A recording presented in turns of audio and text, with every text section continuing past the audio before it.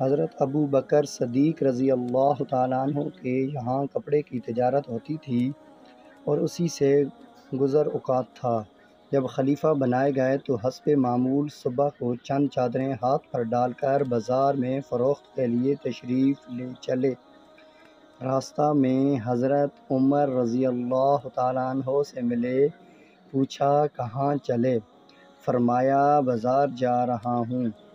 حضرت عمر رضی اللہ تعالیٰ عنہ نے عرض کیا کہ اگر تم تجارت میں مشغول ہو گئے تو خلافت کا کام کا کیا ہوگا؟ فرمایا پھر اہل عیال کو کہاں سے کھلاؤں؟ عرض کیا ابو عبید رضی اللہ تعالیٰ عنہ جن کو حضور صلی اللہ علیہ وسلم نے امین ہونے کا لقب دیا ہے، ان کے پاس چلے، وہ آپ کے لیے بیت المال سے کچھ مقرر کر دیں گے۔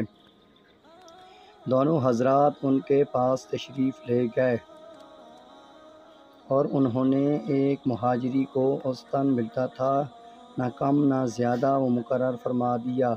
ایک مرتبہ بیوی نے درخواست کی کہ کوئی میٹھی چیز کھانے کو دل چاہتا ہے۔ حضرت ابو بکر صدیق رضی اللہ تعالی عنہ نے فرمایا اگر میرے پاس اس دو دم نہیں خریدوں؟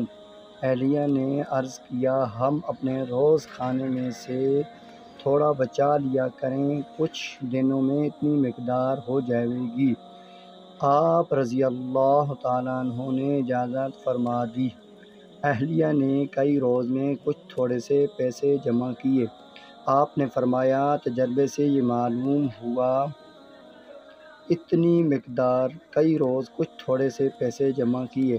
آپ نے فرمایا تجربے سے یہ معلوم ہوا اتنی مقدار ہمیں بیت المال سے زیادہ ملتی ہے، اس لیے جو اہلیہ نے جمع کیا تھا وہ بھی بیت المال میں جمع فرما دیا۔ آئندہ کے لیے اتنی مقدار جتنا انہوں نے روزانہ جمع کیا تھا اپنی تنخواہ میں سے کم کر دیا۔ فرمایا آئندہ کے لیے اتنی مقدار جتنا انہوں نے روزانہ جمع کیا تھا اپنی تنخواہ میں سے کم کر دیا۔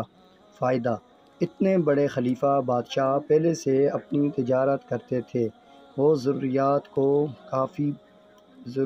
کو کافی بھی تھی، جیسا کہ ان سے اعلان معلوم ہوتا ہے کہ جو بخاری میں حضرت عائشہ رضی اللہ تعالیٰ عنہا سے مراد ہے کہ حضرت ابو بکر رضی اللہ تعالیٰ عنہ خلیفہ بنائے گئے تو آپ رضی اللہ تعالیٰ عنہ نے فرمایا کہ میری قوم کو یہ بات معلوم ہے کہ میرا پیشہ تجارت میرے اہل عیال کو ناکافی نہیں تھا، لیکن اب خلافت کی وجہ سے مسلمانوں کے کاروبار میں مشغولی ہے، اس لیے بیت المال سے میرے اہل عیال کا کھانا مقرر ہوگا۔